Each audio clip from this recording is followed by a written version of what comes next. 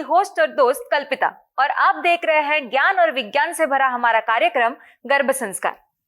माँ जब गर्भवती होती है तो उसका मेंटली स्ट्रांग होना बहुत जरूरी होता है, क्योंकि उसका असर उसके बच्चे पर पड़ता है।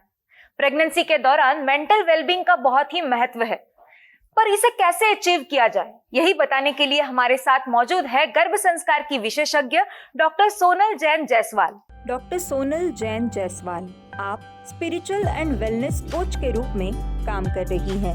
आप स्पिरिचुअल इंटेलिजेंस, पंचकोशाज, chakras, karmas, mind power, Kundalini जागरण, मृत्यु के बाद का जीवन सहित विभिन्न विषयों पर बातचीत, लेखन, ब्लॉग, परामर्श और ध्यान सत्र के माध्यम से लाखों लोगों के जीवन को छू रही हैं। गर्भाधान, गर्भ संस्कार, दिव्य माँ, गर्भधारण, गर्भावस्था और डिलीवरी के बाद देखभाल के लिए सैकड़ों भावी माताओं और नई माताओं को परामर्श देती है। आपके लेख विदेश के प्रतिष्ठित अखबारों और पत्रिकाओं में प्रकाशित होते हैं। बच्चों के संपूर्ण विकास के लिए डॉक्टर सोनल ने इंटेलिजेंस मॉडल बनाया है, जो ड्रीम बेबी की अभिव्यक्ति के लिए एक संरचित चरण दर चरण दृष्टिकोण है। सोनल जी, आपका बहुत बहुत स्वागत है गर्भ संस्कार में। धन्यवाद। दोस्तों, सोनल जी हमारे साथ मौजूद है। अगर आप उनसे कुछ सवाल पूछना चाहते हैं तो आप भी हमें कांटेक्ट कर सकते हैं। सोनल जी, आज हम बात करेंगे मेंटल वेलबींग के बारे में। प्रेगनेंसी के दौरान एक माँ को बहुत मेंटली स्ट्रांग होना जरूरी है, ये तो हम सभी जानते हैं, लेकिन हम आपसे जानना चाहेंगे कि मेंटल वेलबींग क्या है। एक छोटी सी एक इंसिडेंट से शुरू करना चाहूंगी जी। एक बार एक राहगीर जा रहे थे कहीं और रास्ते में उन्होंने देखा कि कुछ कंस्ट्रक्शन हो रहा है, तो वहां पे 3 लोग काम कर रहे थे जी। एक इंसान था बहुत थका हारा था, दूसरा ठीक ठाक था, ओके, और तीसरा बिल्कुल एक्साइटेड स्टेट में था, बहुत एंथुसियास्टिक था, एक्साइटेड था और बहुत खुशी खुशी काम कर रहा था। तो सबसे पहले वो थके इंसान के पास गए और उससे पूछा कि भाई तुम क्या कर रहे हो? तो उसने कहा दिख ही तो रहा है आपको, पापी पेट का सवाल है, रोजी रोटी कमा रहा हूँ। जी। बहुत अच्छी बात, हम सब यही करते हैं। फिर वो दूसरे के पास गए, पूछा तुम क्या कर रहे हो? तो उसने कहा कि एक दीवार बना रहा हूँ। और फिर तीसरे के पास गए और तीसरे से पूछा कि भाई आप क्या कर रहे हो? तो उन्होंने कहा, जो एकदम बहुत एक्साइटेड था, तो उसके चेहरे पे एक एक्स्ट्रा एक्साइटमेंट आ गया, एक्स्ट्रा खुशी आ गई। बोले भगवान के लिए एक भव्य मंदिर का निर्माण कर रहा हूँ जहाँ मेरे भगवान रहेंगे। जी। तो आपको अब क्या लगता है कि ये 3 लोगों में सबसे बेस्ट क्वालिटी का काम किसका होगा?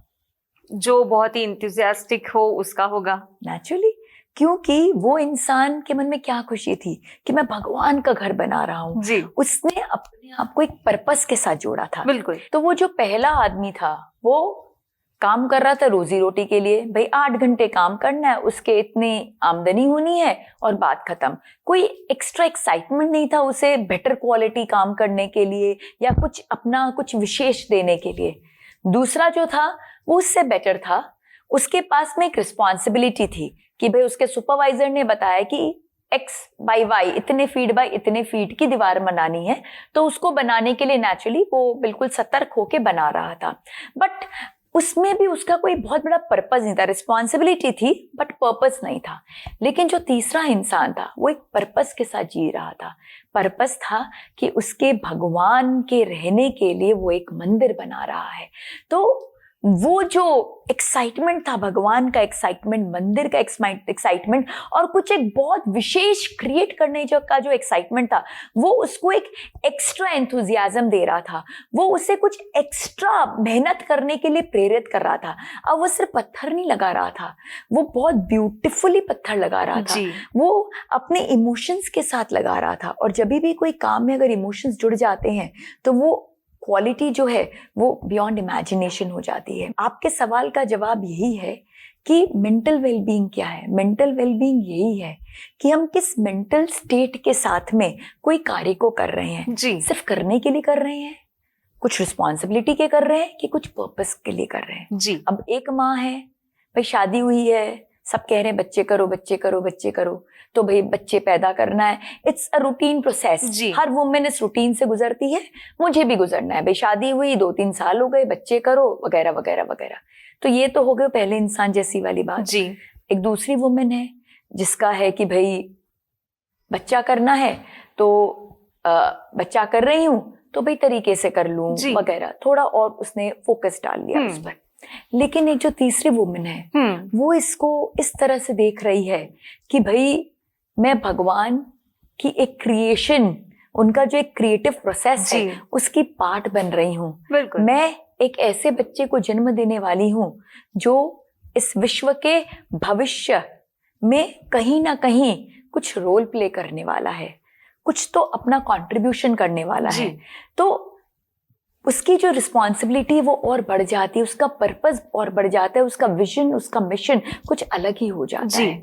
तो आप पर डिपेंड करता है आप किस लिए कोई कार्य को कर रहे हो।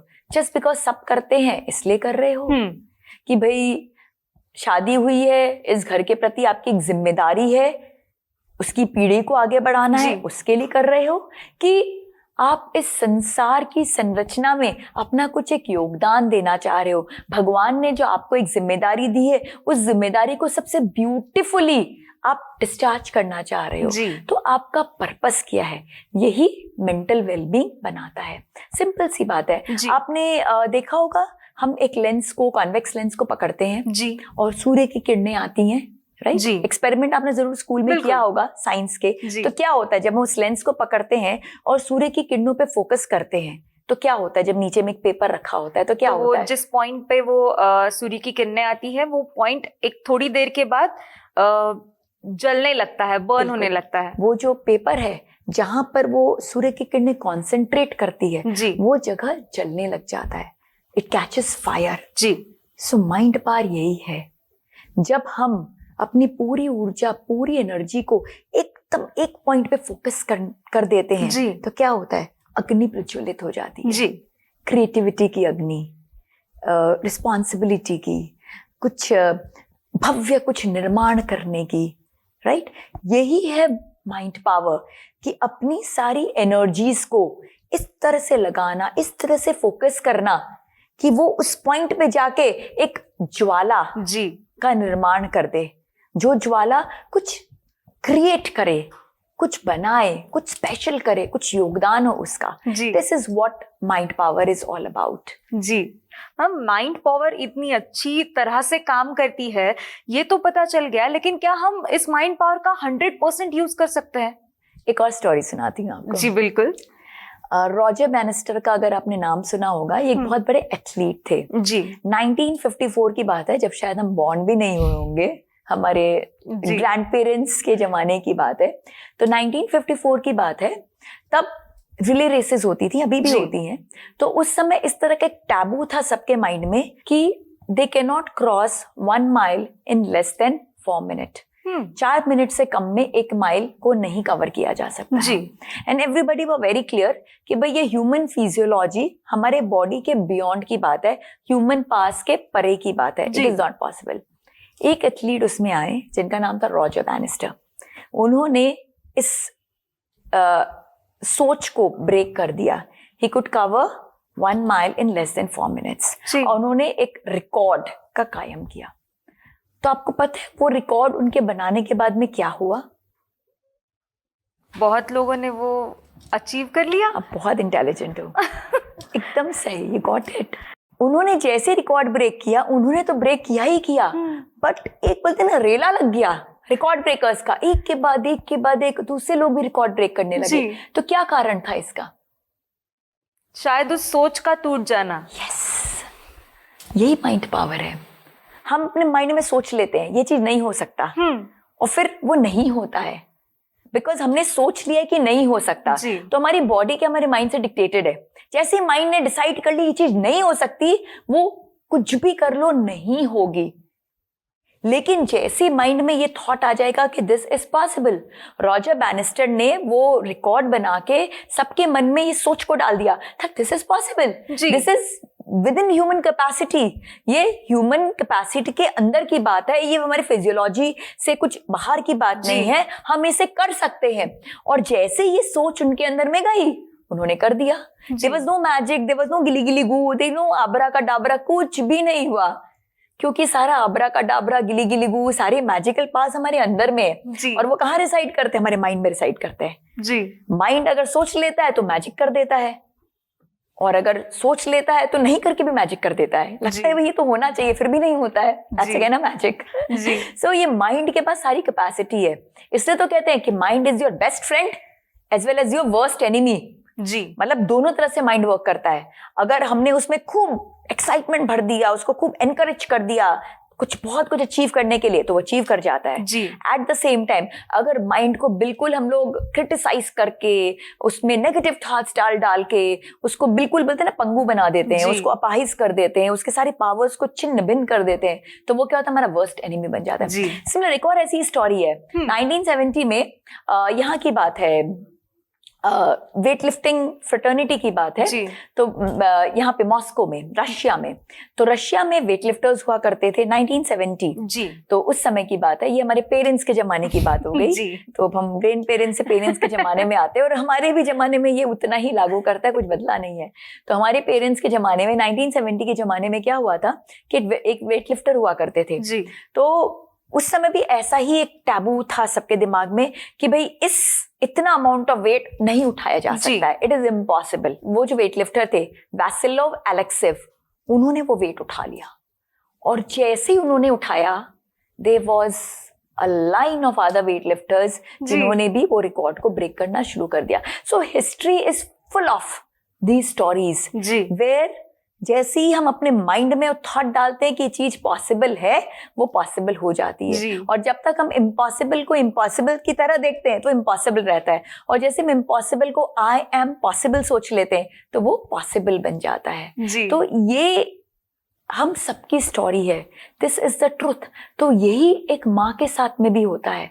अगर वो माँ सोचती है कि मैं जीनियस को पैदा करने वाली हूँ, तो वो जीनियस को पैदा करती है। और एट द सेम टाइम अगर वो माँ खाली सोचती रहती कि अरे मेरे बच्चा बराबर पैदा होगा ना, उसकी हेल्थ ठीक रहेगी ना, वो जो न एक डाउट वाला न जो आ जाता है ना, वो सब कुछ को न ही कर देता है, गड़बड़ा देता है। तो मदर का क्या माइंड पावर है, वो किस मेंटालिटी के साथ, किस मेंटल स्ट्रेंथ के साथ वो अपने बच्चे के लिए मेहनत कर रही है, that is the game changer. बिल्कुल। इनफैक्ट हमारे हिस्ट्री में जो सबसे इंटेलिजेंट पर्सन थे वो कौन थे?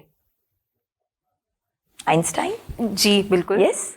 तो आपको क्या लगता है कि हमारा जो माइंड पावर है वो कितना हम यूज करते हैं, हम अपने माइंड पावर को? पता नहीं, शायद 10-15%। बहुत ज्यादा बोल दिया। उतना अगर करने लग जाएंगे तो हम कहां से कहां पहुंच जाएंगे, शायद पूरे विश्व को अपने कब्जे में कर लेंगे। सिर्फ 4 to 5%। We are able to use our mind power only to the extent of 4 to 5%। अभी मैंने जिक्र की आइंस्टाइन की, जो सबसे इंटेलिजेंट पर्सन है इस दुनिया में। तो आपको क्या लगता है आइंस्टाइन ने अपने माइंड पावर को कितना यूज किया होगा? शायद उन्होंने किया होगा 10% वगैरह। 10% तो उन्होंने भी नहीं किया, 8% तक उन्होंने यूज किया। ओके। एवरेज में हम 4 to 5% यूज करते हैं, आइंस्टाइन ने 8% तक यूज किया, हमसे दुगना। ऑलमोस्ट। तो सोचिए कि जब आइंस्टाइन सिर्फ 8% यूज करके वर्ल्ड के वो सबसे इंटेलिजेंट, सबसे अमेजिंग पर्सन बन सकते हैं, और हम सिर्फ 4 to 5% यूज कर रहे हैं, यानी कि हमारे पास कितना बड़ा गैप है, ह्यूज गैप है जी। तो अगर हम इस गैप पे वर्क करने लगे अपने माइंड, बिकॉज आइंस्टाइन भी तो इंसान ही थे ना जी, कुछ अलग, कुछ लोक से तो नहीं आए थे, कुछ अलग प्लैनेट से कोई एलियन तो नहीं आया था, ही वॉज लाइक अस। तो हमारे जैसे होते हुए भी वो अगर अपने माइंड पावर को बेटर यूज कर पाते हैं तो हम क्यों नहीं कर सकते? बिल्कुल। हम अपने उसको कैसे बेटर कर सकते हैं? और बेटर करके भी उन्होंने कितना परसेंट यूज किया? Only 8%। Single digit, double digit तक भी हम नहीं पहुंच पाए हैं जी। मतलब हाईएस्ट माइंड पावर जो अभी तक यूज हुआ दैट्स जस्ट 8%, उसके ऊपर अभी तक हुआ ही नहीं है जी। तो जस्ट इमेजिन कि हमारे माइंड की क्या पोटेंशियल है, उसकी क्या पावर्स है, और अगर हम इस पावर को टैप करना सीख सके तो हम यहाँ से क्या अचीव कर सकते हैं। जी बिल्कुल मैम, हमारी इस चर्चा को आगे बढ़ाने से पहले मैं चाहूंगी कि हमारे दर्शक ने एक हमें समस्या बताई है, तो आप वो सुने और उसका जवाब दें। मैम, हमारी दर्शक कह रही है कि वो प्रेग्नेंट है और उन्हें ऐश्वर्या राय बहुत ही पसंद है, उनकी आंखें बहुत ही पसंद है, तो वो चाहती है कि उनके बच्चे में वो आंखें आ जाए, उनकी आंखें बहुत सुंदर हो। तो जैसे आपने बताया कि हम हमारे शिशु का मेंटली विकास कर सकते हैं, तो क्या मैं गर्भ संस्कार के द्वारा उसके लुक्स पर भी काम कर सकती हूँ? प्लीज मुझे मार्गदर्शन कीजिए। Very nice. देखिए, सोच तो हमेशा हमारी बहुत बड़ी होनी चाहिए। अगर ऐश्वर्या जैसा आपको आंख चाहिए तो क्यों नहीं, डेफिनेटली। देखिए, एक मदर जो है ना, वो एक कुम्हार की तरह है, एक पॉटर की तरह।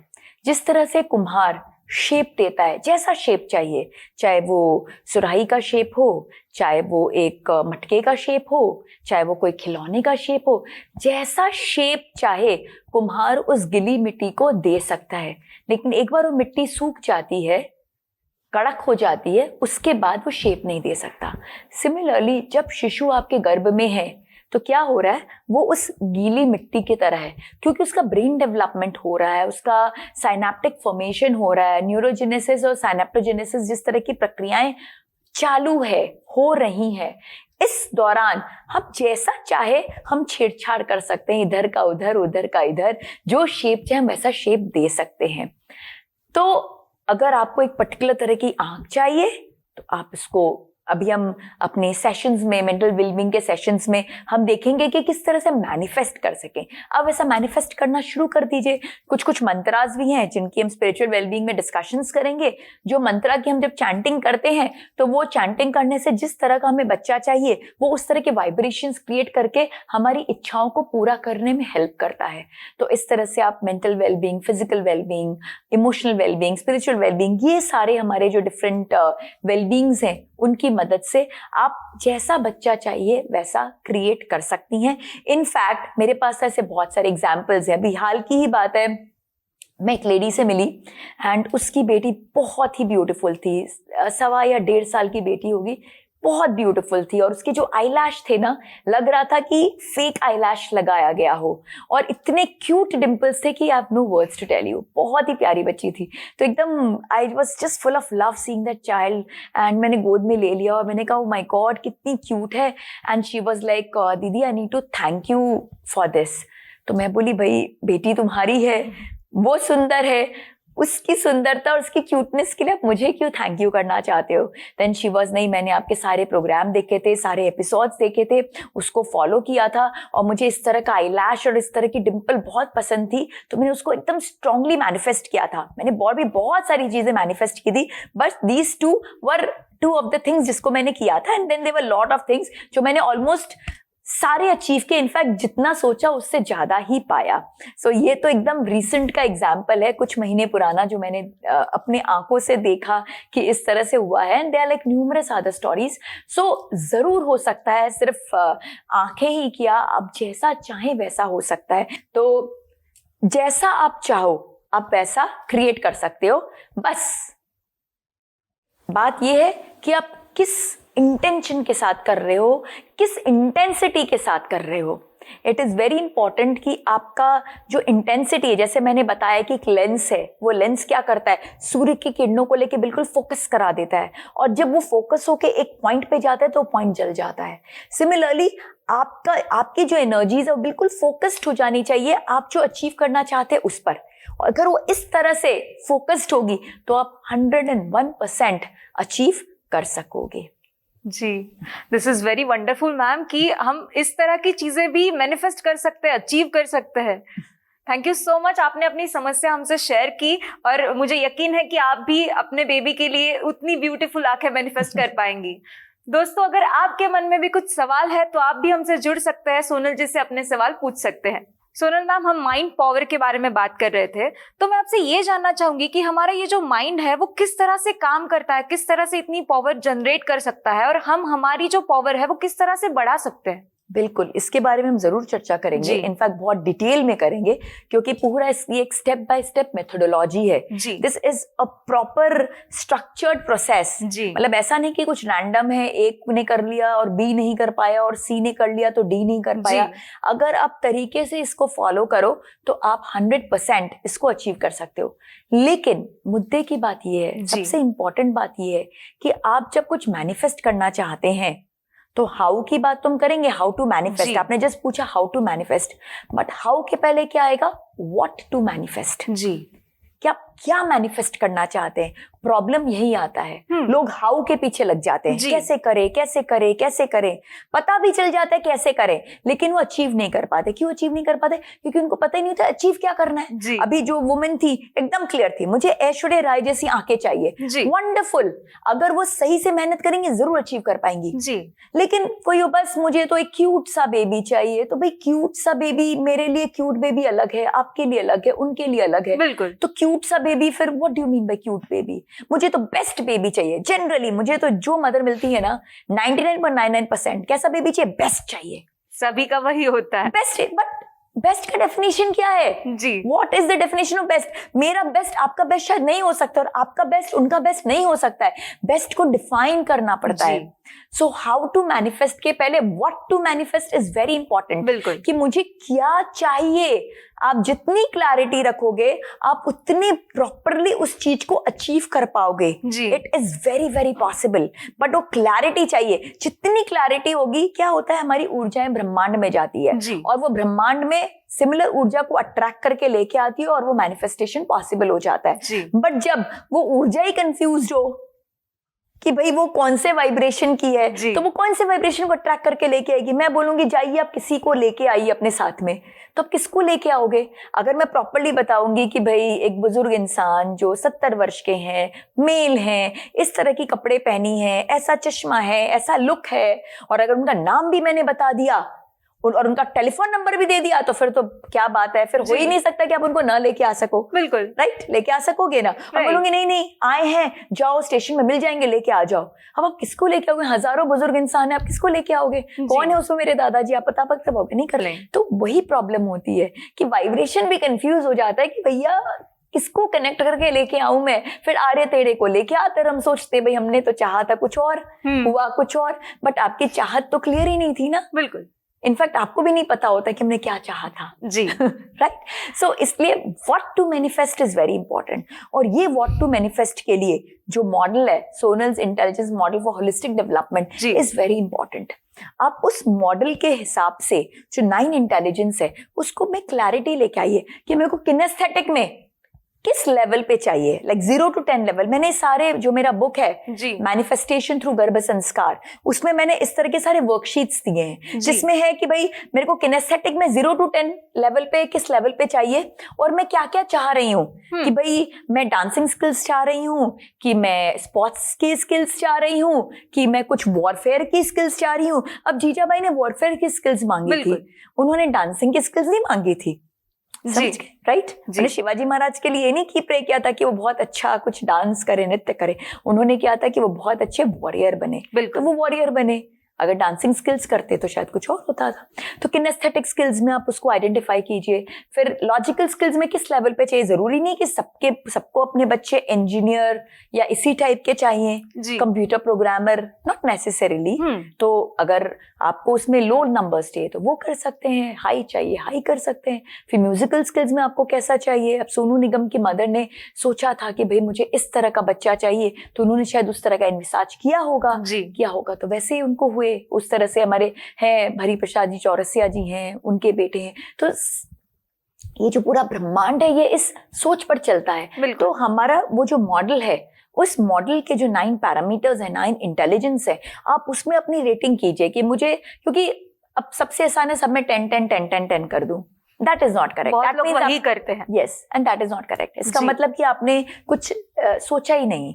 आप, बिकॉज ये पॉसिबल ही नहीं है कि मुझे किनेस्थेटिक में भी 10 चाहिए, म्यूजिकल में भी 10 चाहिए, स्पेशल में भी 10 चाहिए। फिर वो बच्चा क्या करेगा? पागल हो जाएगा। सभी नहीं कर सकता, नहीं पॉसिबल है, नहीं। Jack of all trade master of none की बात हो जाएगी, बिल्कुल वो पॉसिबल ही नहीं है। आपको मतलब होलिस्टिकली सोचना है। आई रेकमेंड कि भाई 5 के ऊपर की नंबरिंग तो हो सब में, हाँ। होलिस्टिक बैलेंस हो, बट नॉट नेसेसरी ऑल 10 में भी 3-4 में 10 में 10 हो, किसी में 8 हो, किसी में 6 हो, डिपेंडिंग। सो इस तरह की नंबर दे, और नंबर दे की क्लैरिटी रखें कि भाई हम एग्जैक्टली चाह क्या रहे हैं, किस तरह का चाह रहे हैं, क्यों चाह रहे हैं। जब आप इतनी डिटेल एनालिसिस करोगे तो क्या होगा, आप बिल्कुल क्लियर होगे, आपका माइंड एकदम क्लियर होगा। तो माइंड से जो ऊर्जा निकल रही है, जो वाइब्रेशंस निकल रहा है, वो एकदम क्लियर होगा। उसे पता होगा कि मुझे कौन सी ऊर्जा को लाना है, अट्रैक्ट करना है, लेके आना है, मैनिफेस्ट कराना है। और फिर वो जो आपने सोचा है, वो जो आपका इमेजिनेशन है, वो मैनिफेस्ट हो जाएगा रियलिटी में। No time, it is possible. So इसलिए हमेशा हाउ टू मैनिफेस्ट के पहले what to manifest is very important. And for that what to manifest, please take help of my book manifestation through Garbh Sanskar, जिसमें worksheets वगैरह है। आप उस पर वो करिए, उसको डिटेल में एनालिसिस कीजिए, उसकी प्लानिंग कीजिए, उसको सोचिए, और फिर उसके लिए ऐप में आपको क्वेश्चंस दिए गए हैं, वो सबको सॉल्व कीजिए। तो जब आप वो सब करेंगे, तो जब आप हाउ टू मैनिफेस्ट करोगे ना, जो अब हम इसके बारे में अब चर्चा करेंगे मे बी हमारे अगले एपिसोड में, तो वो आपको 100 या 200% रिजल्ट देगा। बट अगर आपने इस तरह से रेटिंग्स नहीं की, प्लानिंग नहीं की, एक्शंस नहीं किए, क्लैरिटी नहीं रखी, इन वन वर्ड क्लैरिटी नहीं रखी, व्हाट टू मैनिफेस्ट पता ही नहीं है, तो वो हाउ टू मैनिफेस्ट के गड़बड़ा जाएगा। बिल्कुल। मैम, आपने इतने सारी माओं को काउंसिल किया है, तो आपके पास ऐसी कोई सक्सेस स्टोरी है जो माँ ने मैनिफेस्ट किया और उससे ज्यादा ही कुछ पाया है, तो कुछ हमारे साथ शेयर कर सके? स्टोरीज ही स्टोरीज हैं जी फुल ऑफ स्टोरीज। मतलब किसकी स्टोरी आपको चाहिए? भाई मैंने सोचा था कि मेरी बेटी हो और बेटी हुई, वो स्टोरी चाहिए? कि मैंने सोचा था ऐसा डिम्पल हो तो वैसा डिम्पल हुआ, वो स्टोरी चाहिए? कि मैंने सोचा था कृष्णा स्वरूप बच्चा चाहिए? चले इसी की स्टोरी सुना देती हूँ। So there was a mother, तो थोड़ी डिफिकल्ट थी उनकी प्रेगनेंसी, एंड घर बहुत ही लविंग एनवायरनमेंट का था। तो उनकी जो सासू माँ थी वो वृंदावन गई थी, तो वृंदावन से उन्होंने एक बाल कृष्णा का उन्होंने फोटो लाया था, एंड बहू ने क्या किया, अपने बेड के ठीक सामने वो फोटो को लगाया, और वो कृष्णा बेबी थे। तो उन्होंने यही मैनिफेस्ट किया कि वो जो सामने में कृष्णा बेबी हैं, तो मेरे गर्भ में भी वही कृष्णा बेबी आ रहे हैं। और इसका नाम क्या दे दिया, केबी, कृष्णा बेबी केबी। उसे केबी ही कहती थी कि मेरे गर्भ में केबी है, कृष्णा बेबी। और वो साक्षात जो सामने मेरे कृष्णा है ना, उनका स्वरूप है। और फिर वो बहुत जल्द प्रेग्नेंट हो गई, और पूरे 9 मंथ्स चित्र एकदम उनके सामने, और वो दिन रात मेडिटेट करे, मंत्र चैंटिंग करे, सब अच्छे काम करे जो हमने सब डिस्कस किया, 9 entrance, everything she follow to the T, really well, बहुत अच्छे से फॉलो किया। जो अब हम मैनिफेस्टेशन के बारे में समझेंगे, उसको पूरा उन्होंने सारी टेक्निक्स बहुत अच्छे से फॉलो की, सब कुछ किया। और जब उनको बेबी हुआ, सबसे पहले तो बॉय हुआ, वो भी अचंभे की बात है कि भाई गर्ल भी हो सकती थी, बट उन्होंने सोचा मैं कृष्णा स्वरूप, मैं साक्षात कृष्णा आ रहे हैं मेरे अंदर, केबी आ रहे हैं, तो बॉय हुआ।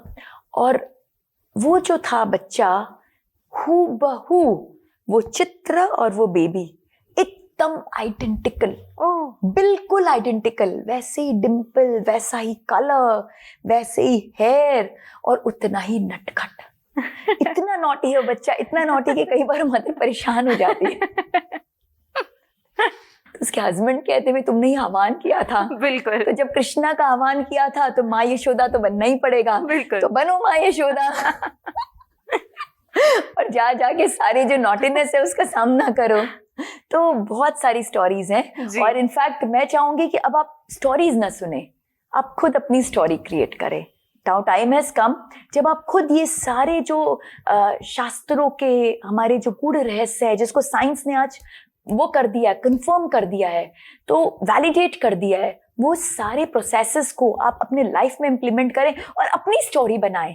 अपने केबी की मदर बनने, अपने आरबी की मदर बने, राम बेबी की मदर बने, कृष्णा बेबी की मदर बने, शिवा बेबी की मदर बने, हनुमान बेबी की मदर बने, दुर्गा बेबी की मदर बने, सरस्वती बेबी की मदर बने। जो बेबी आपको चाहिए उसकी मदर बने, मैनिफेस्ट करें। Sky is the limit. आप जरूर 200% आप उसे अचीव करने में सक्षम हैं। मैम, मेंटल वेलबींग कितना जरूरी है और वो कितने मिरेकल्स कर सकता है, ये तो आज हमने आपसे जान लिया। इसके बारे में डिटेल में बातें अगले एपिसोड्स में होती ही रहेंगी, लेकिन फिलहाल के लिए आपका बहुत बहुत शुक्रिया। Thank you. दोस्तों, अगर आप भी गर्भ संस्कार के बारे में कुछ जानना चाहते हैं तो आप भी हमें कांटेक्ट कर सकते हैं। अब अपनी होस्ट और दोस्त कल्पिता को इजाजत दीजिए, फिर मुलाकात होगी गर्भ संस्कार के अगले एपिसोड में। तब तक अपना ख्याल रखिए।